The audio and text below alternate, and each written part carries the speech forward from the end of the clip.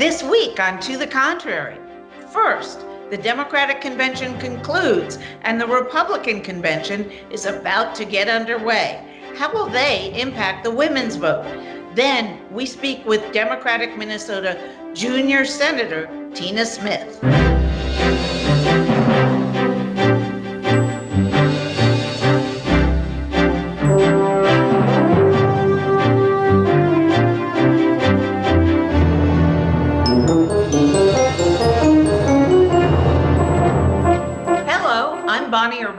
Welcome to the Contrary, a discussion of news and social issues from diverse perspectives. This week, the Democratic National Convention, the first ever digital convention, wrapped up, and next week we see the Republican Convention, also digital, a historic political first, and we'll talk about how that changes the elections. With me are Congresswoman Eleanor Holmes Norton of the District of Columbia, and Patrice Onwuka of the Independent Women's Forum. Welcome, ladies. How are you? Great, thank you. So, Eleanor, let's start with you. How did this convention change? Do you think that it was in competition with a number of sports events, also without an audience? Do you think it convinced people that they were all speaking to an audience, or was there something lacking, or what? I think the innovations that the convention represents beautifully took the place of having an audience. For example, the constituents who were Republicans who spoke up for Biden, the orchestration without applause that seamlessly went from one event to the next, the short, except for the major speeches, the short speeches that help people to acclimate to what they're used to seeing on television, which is not a lot of drawn out talk, all worked to make this first of its kind convention work very well, I think. I'll tell you what I saw that really struck out in my mind and was very effective was the representative who tallied her state's votes in front of the Edmund Pettus Bridge. It was nighttime. It was a beautiful shot. Everybody knows what happened there. Such a place of history. And I thought that was extremely well done. Patrice, your thoughts? Do you think the Democrats conveyed the kind of message they need to convey to win in November or not?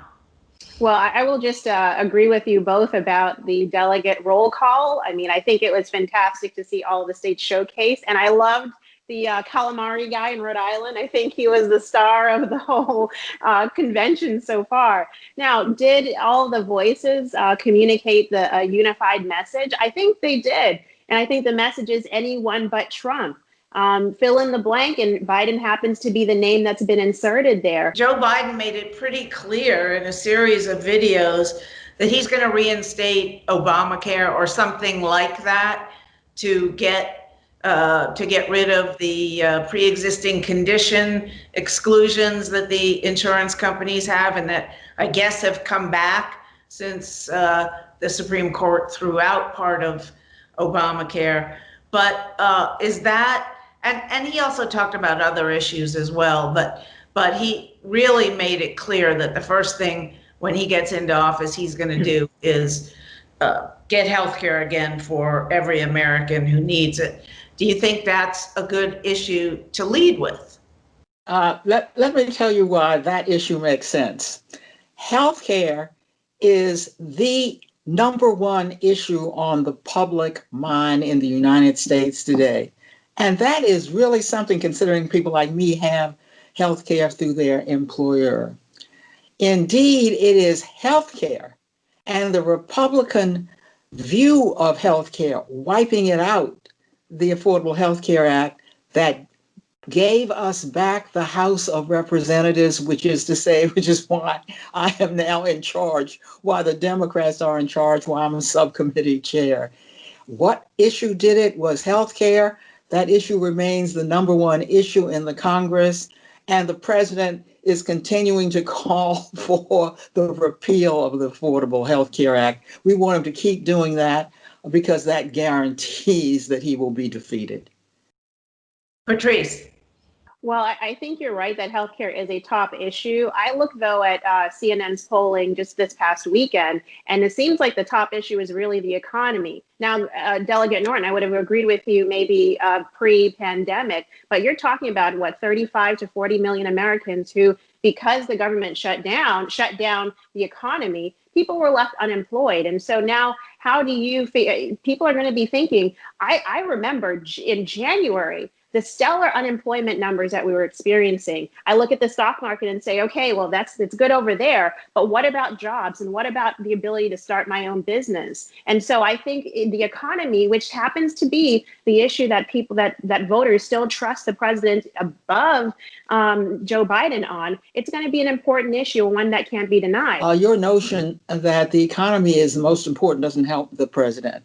Yes, he was ahead somewhat on the economy before. I must tell you that the pandemic and the way he has handled the pandemic, which has so overrun the economy now, that it is very hard for him to run on the economy, and it is particularly difficult for him to run on his management of the pandemic. That has virtually wiped out or whatever affects the economy have had. And if he had wanted to run on the economy, we were prepared for that too, because of the tax cuts that overwhelmingly favored the very rich in our country. I don't think this president has an issue to run on as I speak. Well, nonetheless, he's pretty much of an attack dog. He runs on attacks, and his supporters love him for it. He's very unusual. Some would say unpresidential in the way he makes those attacks. But actually, this week, Vice President Pence sent out a tweet saying, "Look how great the Nasdaq is doing. The stock market is in terrific shape." And he got jumped on by a lot of people saying, "Excuse me, 39 million people out of work, people without food, people getting kicked out of their houses because they don't have jobs and they can't pay the rent anymore." And it showed, quite frankly, how insensitive this administration can be to really its backbone, who are less educated white males, white men without college degrees. Do you think, Eleanor, that Biden is going to be able to get any of those people as his supporters? The reason that the vice president is ahead is precisely because he has reached beyond his Democratic base. The president remains very strong, hyper strong, on a diminishing Republican base, but that will not win this election for him. At the start of this year, I was saying, unless something happens to the economy, his prospects of reelection are very good. And now here we have a tightening. And I'll just say, when it comes to the polling, it's not just the national overall poll numbers we need to look at. We need to look at those key swing states where the margin of difference is 1 point with Joe Biden in the lead. So there has been there's been a closing of the gap, and what those issues are, maybe people are paying more attention now. I do think that there's opportunity, particularly if we have a vaccine that gets developed. We have one already in phase 3, which is the final phase of development. If we see something like that, if we see greater confidence in the ability for schools, for businesses, for churches, for people to regain some of that normalcy without risking a relapse of coronavirus outbreaks, and I think people will start to say, okay, something right is being done. During the last, I would say about 15, 20 years, actually since Ronald Reagan, the Republican Party has won the white married women's vote. and the suburban white women's vote is kind of up for grabs. Some of those women vote Republican, some of them vote Democrat, but it's women of color who have been the backbone of the Democratic Party. They need to get them out. Will this convention get those women? And remember, Wednesday night was Women's Night, pretty much. I mean, Obama spoke, but a whole slew of governors and senators and very important women in the party, and of course, House Speaker Nancy Pelosi spoke. Is that enough to try to get back what used to be the backbone of the Democratic Party, which was white women? Well, we got Black women out when Barack Obama, a Black man, was president. Now, with a Black woman running as vice president, I think we will see that resurgence once again. This is the first time ever in our country that there's been a Black woman on the ticket. That is bound to bring Black women to the polls in record numbers. A lot of women also are just so furious with this president for what he has done to women's rights and the judges he has appointed, who will for years to come be affecting women's rights. Do you think that's enough to get white women back into the Democratic fold? I must tell you, I feel very optimistic about white women, and I do so based on the 2018 elections, where suburban white women are the reason we were able to take back the House. We saw a major shift in voting by white women, and I mean suburban white women in particular. That base appears to be alienated from this president. And I don't see anything he is doing now to win them back. Sure. Black women are the most active, probably politically active demographic we have. So I don't worry about them turning out. I do think, and I'm going to be watching for how many of those who are formerly Democratic are either being independent and considering voting for President Trump. And I think from independent polling of Black women, like the Black Women's Roundtable, they put out their sister vote every year, and we're seeing increasingly more Black women move out of the Democratic Party to independence. So there's something going on there. Right, but it's still something like a 90-10 split. I mean, the Democratic Party is in no danger of losing the vast majority of Sure. Black women's votes. And what is their top issue? Is their top issue jobs? Is it the economy? Is it the pandemic? Is it healthcare? What is their top issue? It seems like healthcare is one of those top issues. Education, racial issues are very important, and entitlements. And so, when you look at some of those issues, I think Democrats do certainly put forward some policy proposals that seem to help. I'm going to, though, challenge that a lot of Black women are interested in entrepreneurship as well, the ability to start businesses. And Black women their Black girl magic has led in terms of starting businesses, particularly during the Trump administration, because of deregulation and because of having more tax cuts and more opportunity in this country. So I think you're going to see a lot of Black women. When I say a lot, I'm not saying 50 points or 30 points, maybe 10 points. But if it's 10 or even 2 points in a swing state, now you're talking about having an impact on the actual turnout or the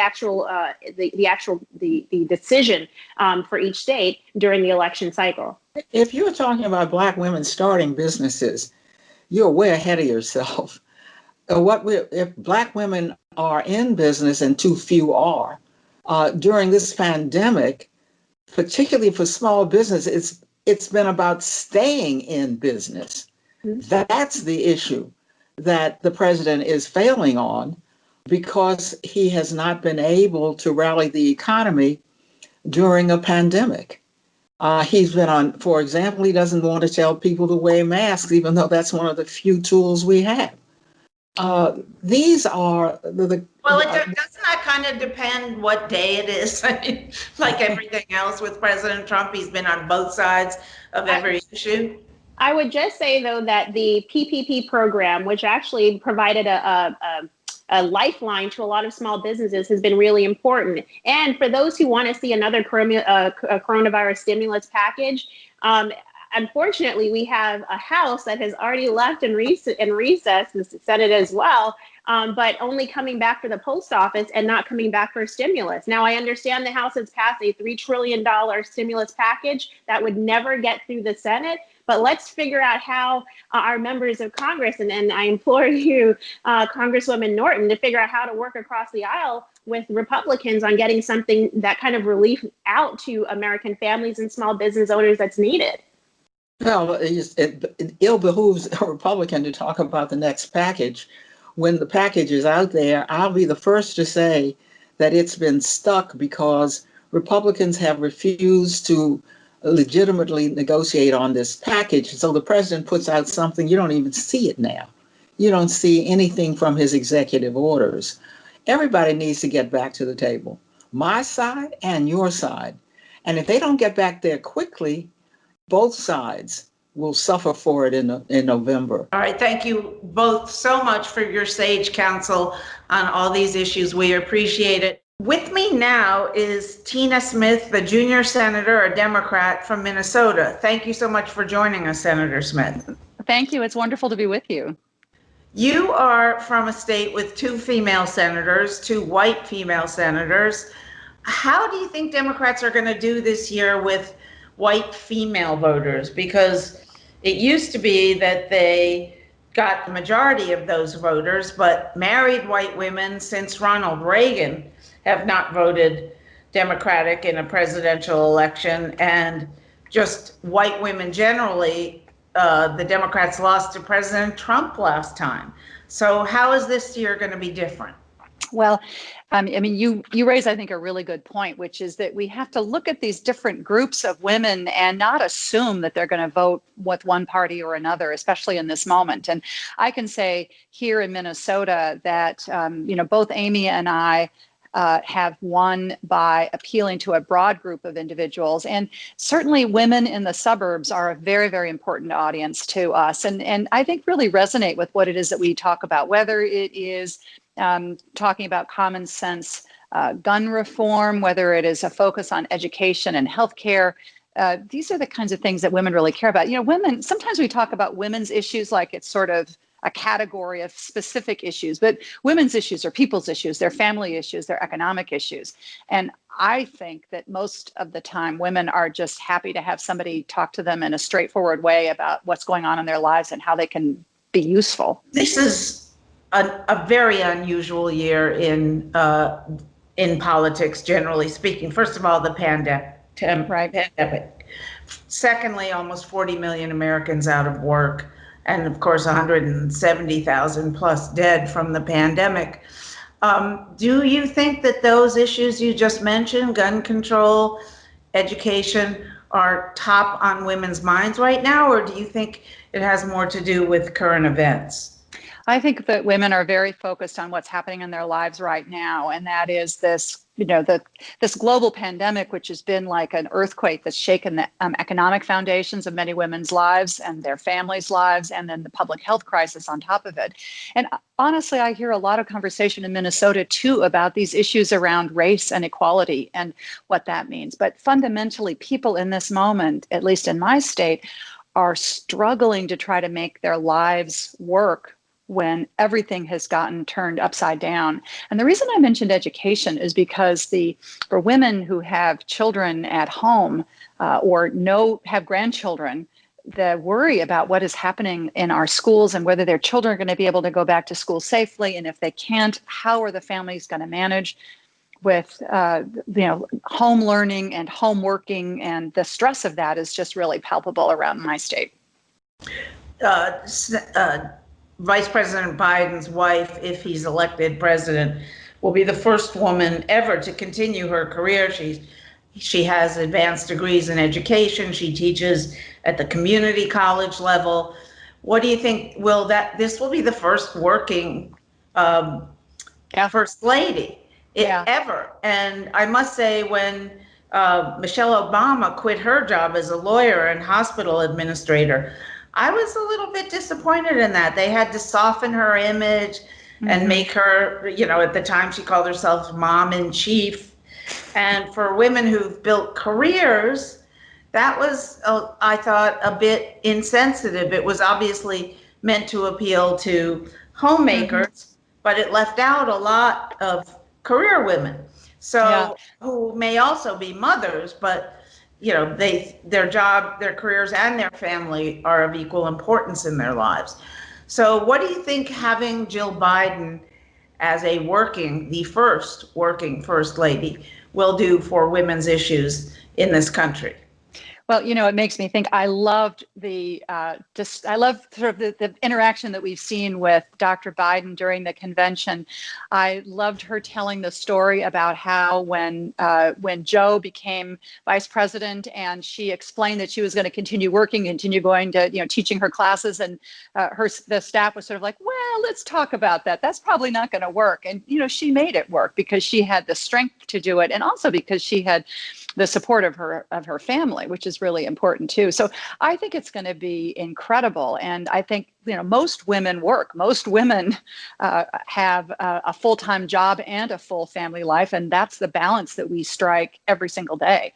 And didn't you love the way she presented herself and her family and her work by her appearance in the convention in that empty classroom? And as she is where she had taught, it is where she gave permission for everybody to see how sad it is that those classrooms are empty. But then she used it as a way of talking about what holds her family together and her work as well. I thought it was so smart and just so real. And do you think that will help draw white women, white suburban women, married women back into the Democratic fold? And that's such an important constituency. It kind of surprises me that Democrats haven't done more to reach out to those women. I think it will, because voters, I think, want to be able to look at a ticket, broadly speaking. We've got Joe and Jill and Kamala and Doug, and sort of say, can I see myself in them? Do I have some reason to believe that they can imagine walking in my shoes? And so I think for sure what Jill's life experience has been will help people to see that. And then, of course, it's so much of politics is about feeling, and also about, it's feeling. I think it's feeling first and then thinking. But I think that the policies and the policies that Joe and Kamala are putting out also are the kinds of policies that just make sense for women's lives, including white women and Black women and brown women. And what do you think the most attractive thing to women of all races about Kamala Harris is?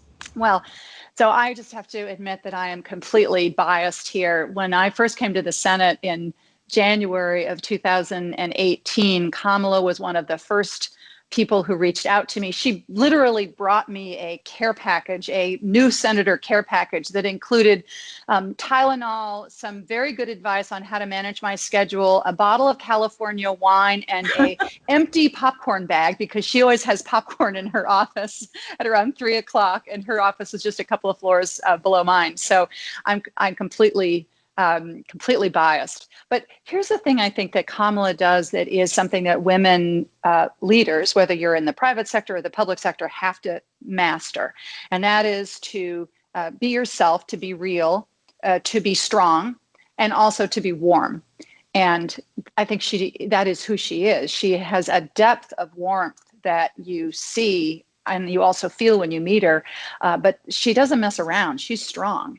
And I think that gives people a sense of confidence. You can see that in the way that she questions people when she is in her committee work. You can see it in the way she interacts with people, that strength and toughness, as well as compassion. And she looks like she's going to be the ever-ready bunny, a nonstop active campaigner. Oh, I know. The place. Yeah. I think that's so true. And somebody said something quite interesting recently about women rising to this level of vice president or senior leaders in a private sector as well. As just talked about this phenomenon of the glass cliff, where, you promote women when you're like afraid that everything is going to go off the rails. And then if it goes off the rails, she goes with it. And that's honestly been the way that's what happened with Sarah Palin. And to a certain degree, that's what happened with Geraldine Ferraro, named by my dear friend, Walter Mondale. But Kamala, this is not a glass cliff that she is facing. I think she's facing a real opportunity. All right. Thank you so much for your time. We really appreciate it. We will come back to you for your political expertise throughout this campaign. That's it for this edition. Please go to our webpage, which is pbs.org/tothecontrary, and follow us on Twitter and Instagram. And whether you agree or think to the contrary, we'll see you next week.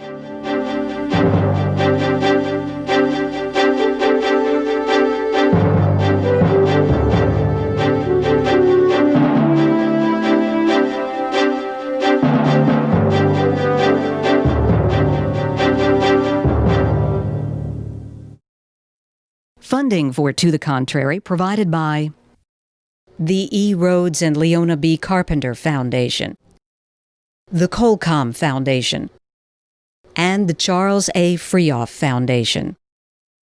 For a transcript or to see an online version of this episode of To the Contrary, please visit our PBS website at pbs.org/To the Contrary. Be more. PBS.